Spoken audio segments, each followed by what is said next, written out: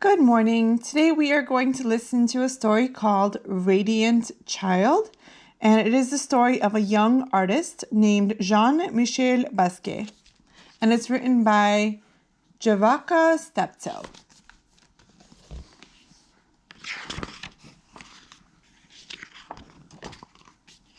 Radiant Child.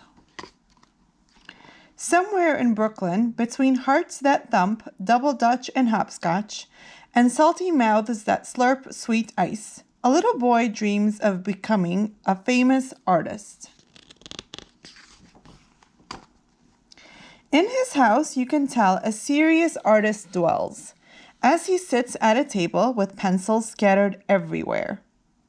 Jean-Michel draws from morning until night with a serious face amid a storm of papers. He refuses to sleep until he has created a masterpiece.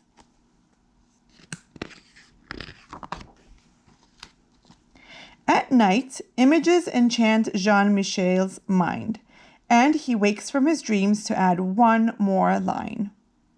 His drawings are not neat or clean, nor does he color inside the lines. They are sloppy, ugly, and sometimes weird, but somehow still beautiful.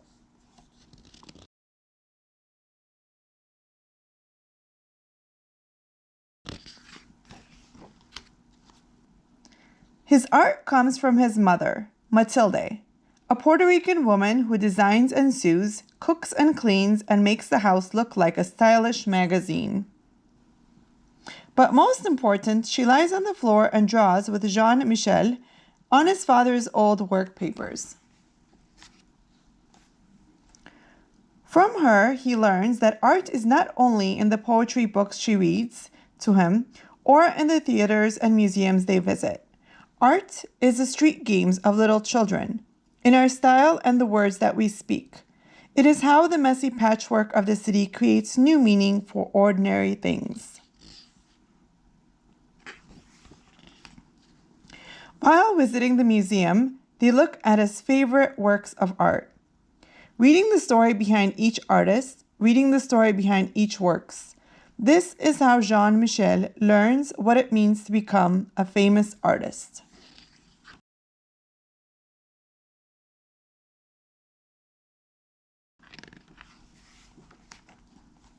Back at home, he creates art on the floor as his father, Gerard, plays jazz records.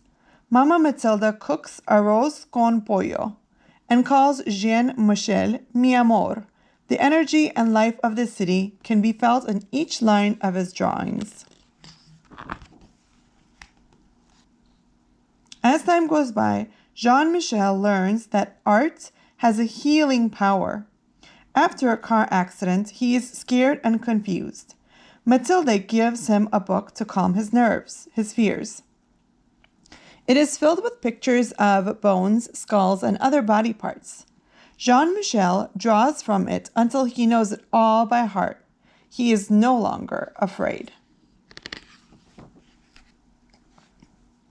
Back at home, Jean-Michel's body heals, but his heart breaks. His mother's mind is not well, and the family breaks. She no longer lies on the floor and draws with Jean-Michel, but sits by the window, singing only to birds. Jean-Michel is confused and filled with a terrible blues when Matilda can no longer live at home.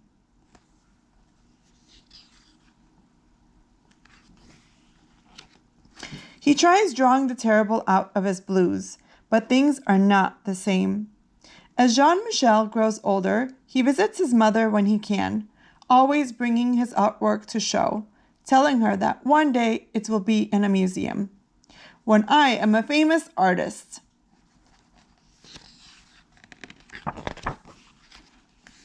A teenager now, Jean-Michel decides, Papa, I will be very, very famous one day. With a sly look, a twinkle in his eye. Jean-Michel loves Brooklyn for New York City, the Lower East Side, a concrete jungle where only the tough survive. During the day, dressed in a green jumpsuit splattered with paint, Jean-Michel stays with friends. sleeping on couches and floors, leaving a barrage of collages and poem-filled papers everywhere he goes.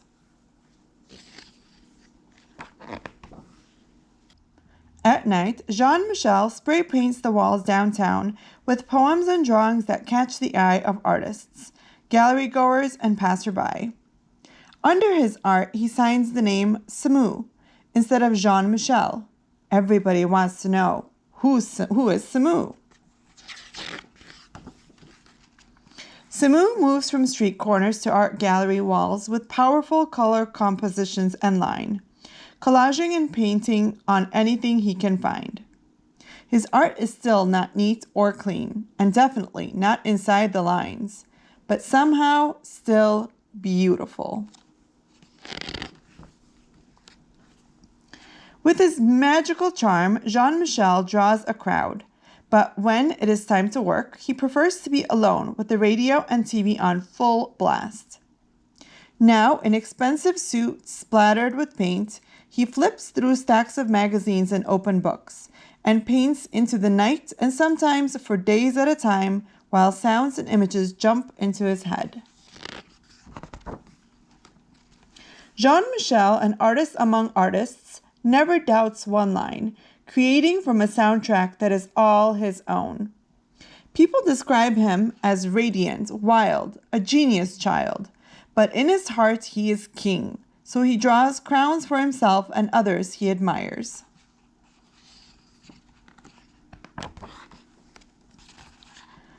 A grown man now, with the art world in his hands, Jean-Michel still visits his mother when he can.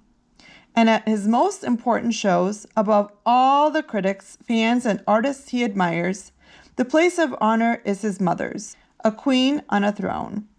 He is now a famous artist. The end.